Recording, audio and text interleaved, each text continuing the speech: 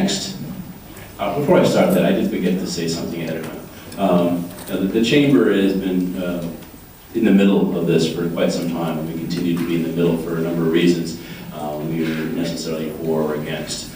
We've not taken a position on it, so many people ask me, are we taking a position on it? At this point, the board has not made a decision to take a position for a number of reasons, but we've always been, from the day one, since we know that it's been a bit controversial, is to make sure that the facts get on the table. And that's why we're doing this today. We've sponsored some other events in the past, and that's why we're doing this today. So that might answer some of the questions that I've gotten over the last 2 weeks or so. With that said, I'd like to bring up Sylvan and John and from DNLR and CRM, respectively, to come up here and make their presentation.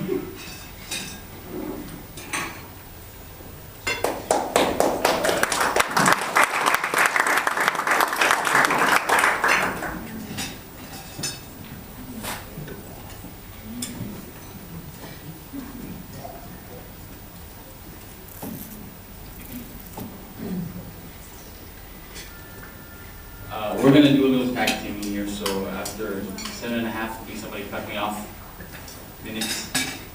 I do apologize, we don't have a presentation to give. All I got is some facts from what we have researched through our own office after hearing that this is an interest that is brewing.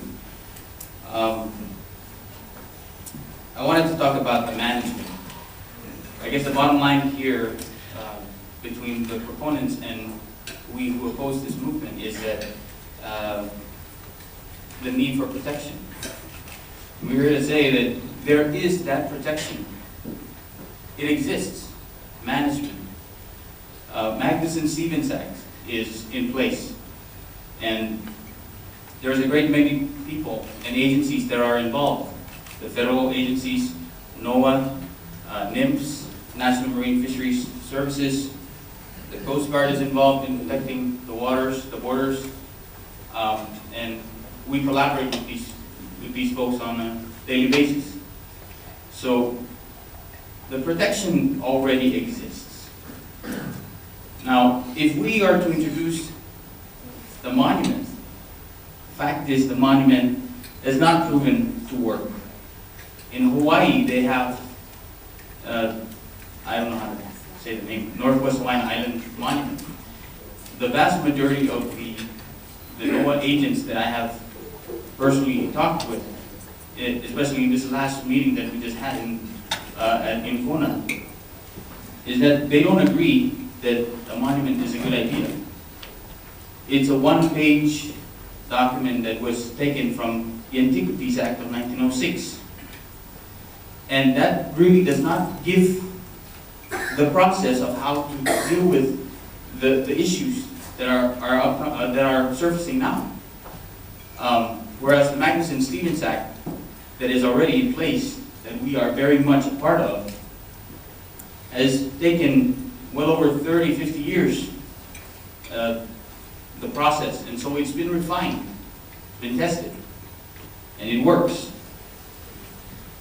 Whenever we have issues here with our waters, we have the voice to say, this is what we want. We want to exclude purseine, for example. That is one of the biggest things that we just passed through the Westpac Council. Westpac Council is a body that gives recommendation to NOAA to implement policy. That works. So we don't feel that CNMI should have purseine vessels fishing here.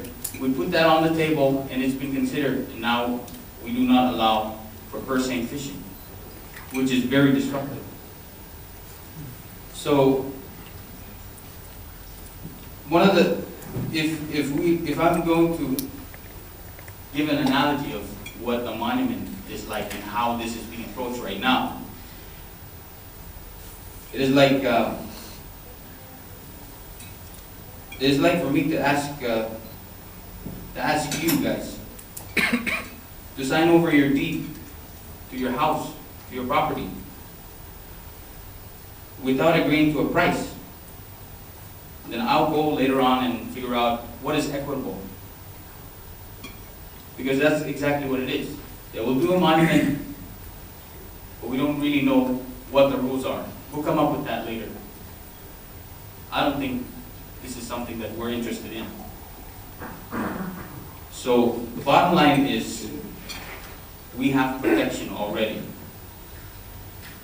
If we look at the Northwest Hawaiian Islands, this talk of tourism, Hawaii's tourism is on the decline.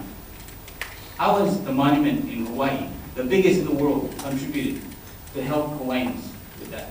It's not. It's an opportunistic thing. You know, people come to Hawaii not for the monument. They come for the beaches, the shopping perhaps, for the weather, but not a monument. Sure, they'll go there because it's there, but it's not the primary reason for visiting. I'll make it my time.